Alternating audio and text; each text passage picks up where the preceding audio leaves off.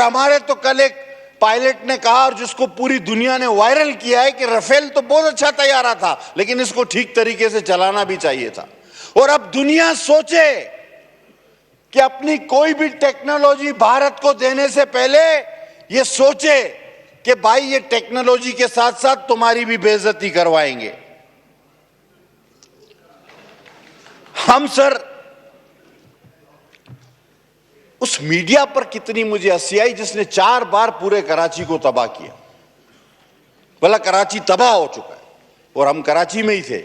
मैं फिर उठ के देखता था कि अब, और खासकर हमारे हल्के का जिक्र समंदर की तरफ से, फिर हम परेशान, हम घूम रहे हैं केमाड़ी पर, अपने बंदरगाहों पर, कि वहां तो सर मेला लगा हुआ है, लोग सेल्फियां खिंचवा रहे हैं, लोग पिकनिक पे आ गए हैं। ये कह रहे हैं तबाह हो गया है। मैंने इतना कॉमेडी से भरपूर और अंधा मीडिया दुनिया का नहीं देखा। ये कॉमेडियंस थे। और कल मैं एक वीडियो देख रहा था, उसमें कहा कि एक उनके एंकर की चीख चीख के कि जी हमारी फौज घुस गई, तबाह कर दे, उसके गर्दन की रग फट गई। अंदाजा करो, ये हाल है इन पागलों का। और यहां पर क्या था? कुछ भी नहीं। तो ये खिलौने सर हर शख्स का काम नहीं चलाना। मैं सलूट पेश करता हूं कि हमने सब्र किया, हमने एक दिन सब्र किया।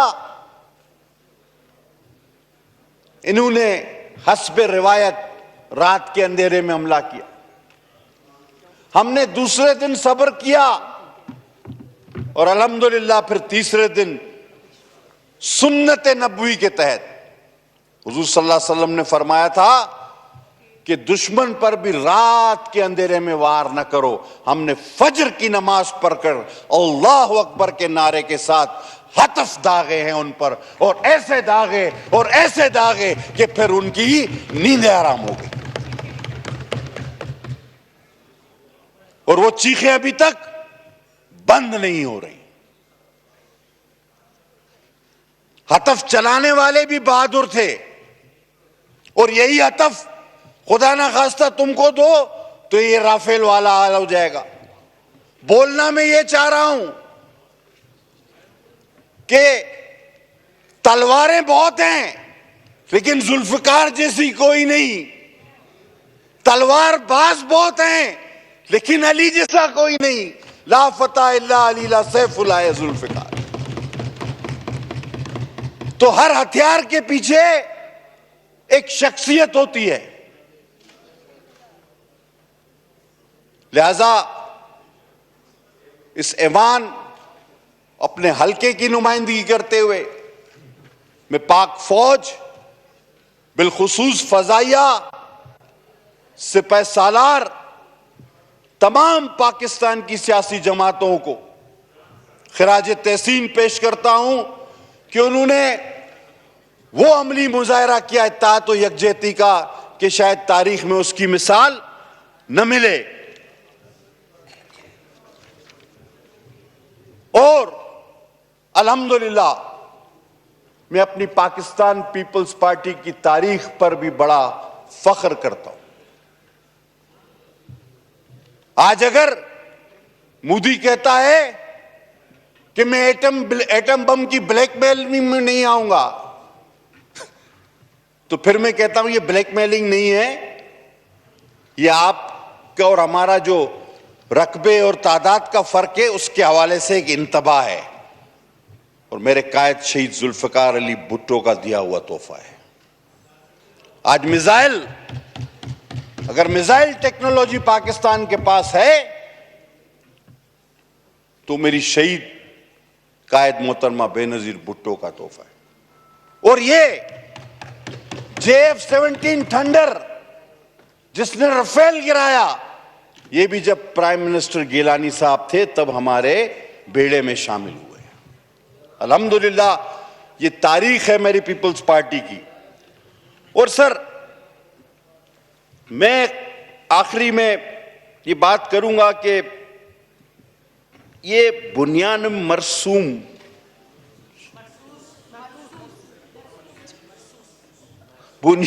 मरसूस आपने ऐसा नाम रख दिया, वो इंडिया वालों, वो तो था, हमारे तो कुरान में है, लेकिन पूरे इंडिया में ये दोहराने वाला कोई आदमी नहीं मिल रहा था इनको।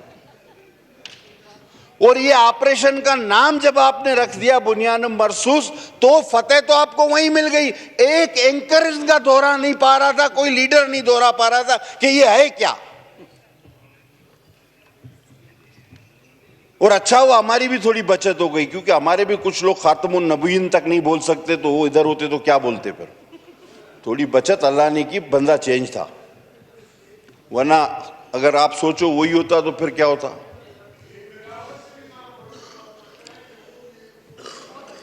No cross talk please. उन्होंने इंटरनेशनल, और मैं खराज, देखो क्या जबरदस्त मेरे भाई मुझे याद दिले, और मैं खराज तहसीन पेश करता हूं अपने चेयरमैन बिलावल भुट्टो साहब को, जिन्होंने पूरे इंटरनेशनल मीडिया, बीबीसी, CNN में पाकिस्तान की और ऑपरेशन बुनियान मरसूस की पूरी नुमाइंदगी की, पूरी वो दुनिया को कायल किया कि हम अमन के दाई हैं, हम जंग नहीं चाहते, लेकिन अगर जंग मुसल्लत की गई तो फिर आपका हशर ये होगा। और सर किसी तलखी से बचते हुए करना चाहता तो बहुत कुछ बात थी। सर एक तकरीर इस ऐवान से हज़फ की जाए। एक, बैरिस्टर गौर साहब ने बड़ी अच्छी तकरीर, बड़ी अच्छी बातें, कौम को हौसला दिया, हर शख्स ने तकरीबन अच्छी बातें की। काश के वो यहां होते। एक तकरीर, एक हारे हुए, डरे हुए, शिकस्त खोरदा, खौफजदा शख्स की एक तकरीर थी, लीडर ऑफ अपोजिशन। वो तकरीर पाकिस्तान के किसी शेरी के शायान शान नहीं थी। उसमें ना सिर्फ यह कहा गया, आप खुद उठा के देखें उसके इक्तसाबात, खुदा ना खास्ता उसमें यह कहा गया कि हम तो जंग लड़ नहीं सकते, हमारे पास वसाइल नहीं, हमें गारंटी दी जाए कि जंग कैसे जीतेंगे। और उसके बाद पॉइंट्स बताए गए कि जी यहां ना मार दें, यहां हम कमजोर हैं, यहां ना मार दें, यहां हम, यही दुश्मन को आप रास्ता दिखा रहे हो।